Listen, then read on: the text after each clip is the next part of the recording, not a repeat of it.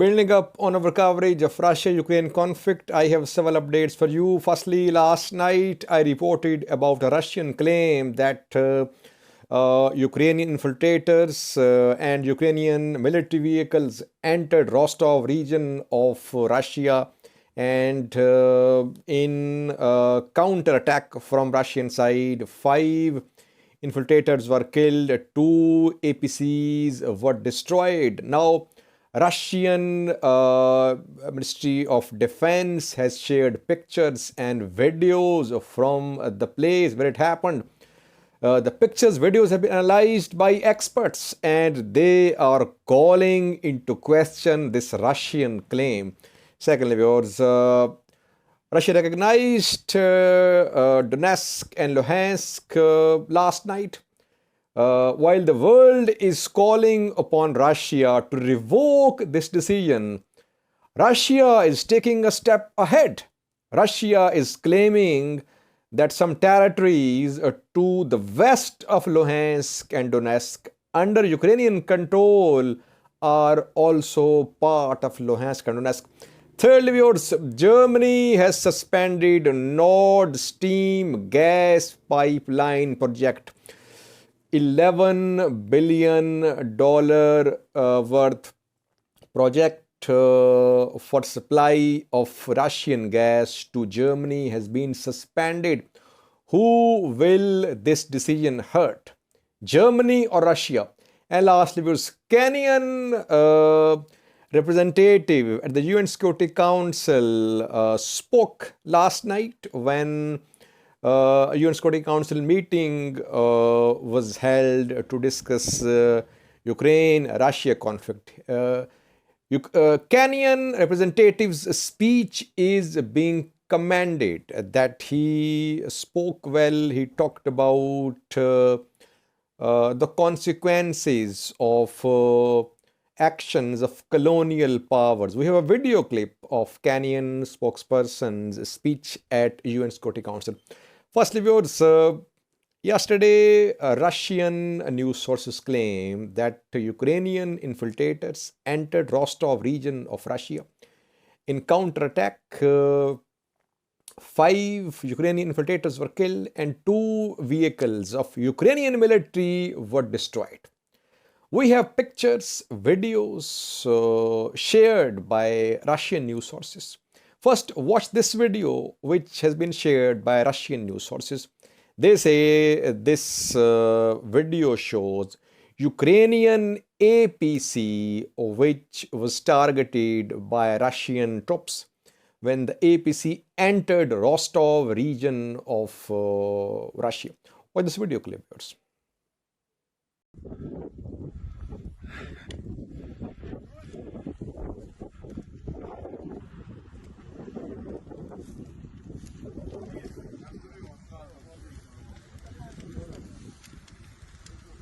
Well, the video clip has been analyzed by several experts. They say that the APC shown in this video is BTR-70.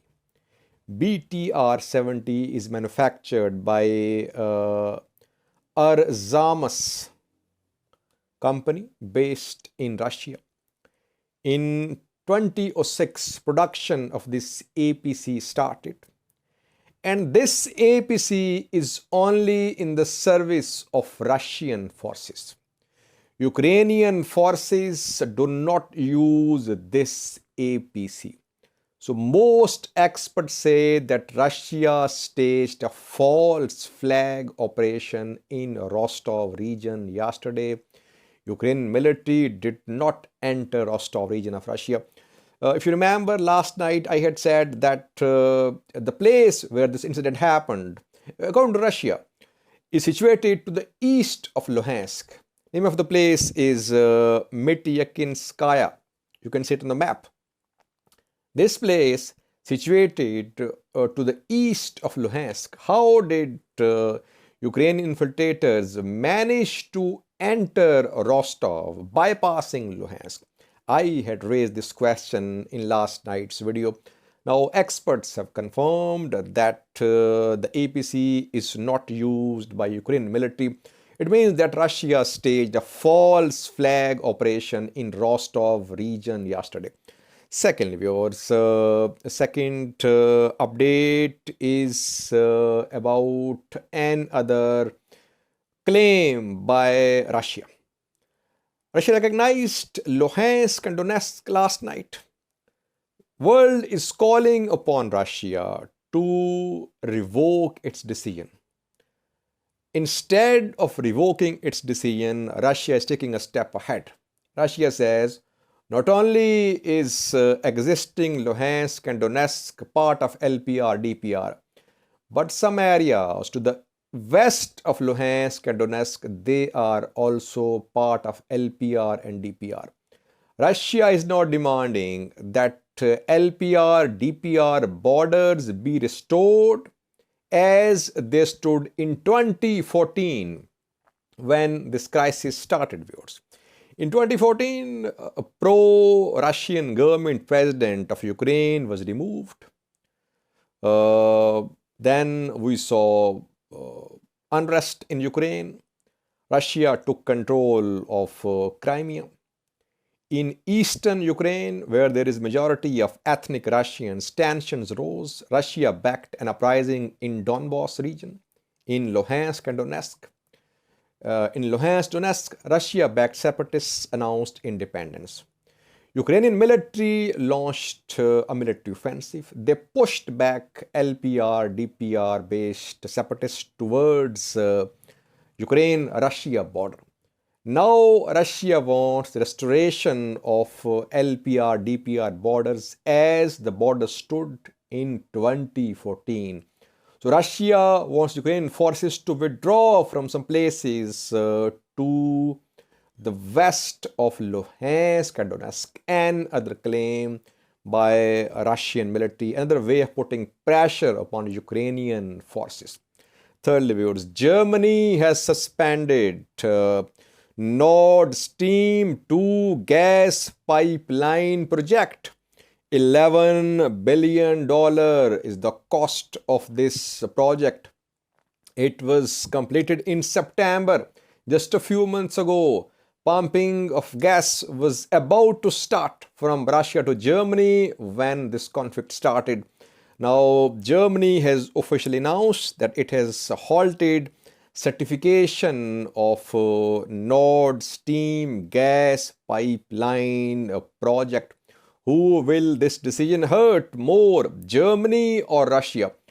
Germany, Europe is in need of cheap gas. Russia is a major supplier.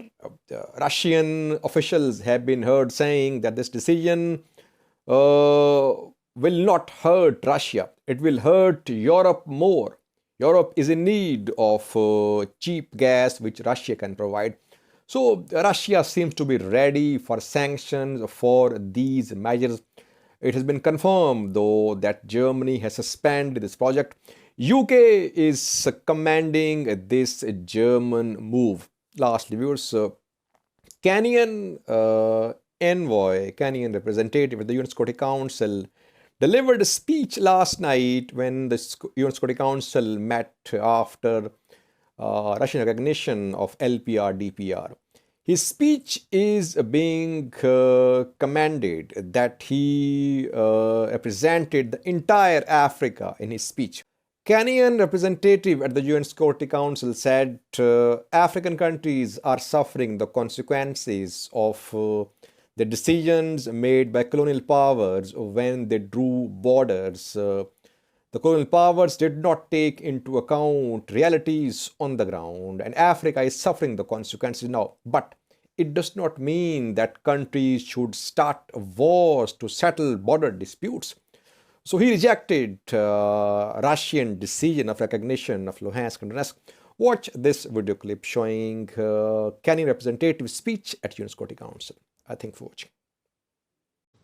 Kenya and almost every African country was birthed by the ending of empire. Our borders were not of our own drawing. They were drawn in the distant colonial metropoles of London, Paris, and Lisbon, with no regard for the ancient nations that they cleaved apart. Today, across the border of every single African country live our countrymen with whom we share deep historical, cultural, and linguistic bonds. At independence, had we chosen to pursue states on the basis of ethnic, racial, or religious homogeneity, we would still be waging bloody wars these many decades later. Instead, we agreed that we would settle for the borders that we inherited, but we would still pursue continental political, economic, and legal integration. Rather than form nations that looked ever backward into history with a dangerous nostalgia, we chose to look forward to a greatness none of our many nations and peoples had ever known. We chose to follow the rules of the Organization of African Unity and the United Nations Charter, not because our borders satisfied us, but because we wanted something greater, forged in peace. We believe that all states formed from empires that have collapsed or retreated have many peoples in them yearning for integration with peoples in neighboring states. This is normal and understandable. After all, who does not want to be joined to their brethren and to make common purpose with them? However, Kenya rejects such a yearning from being pursued by force.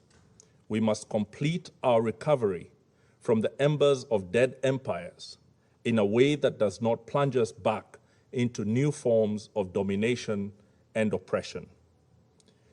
We rejected irredentism and expansionism on any basis, including racial, ethnic, religious, or cultural factors. We reject it again today.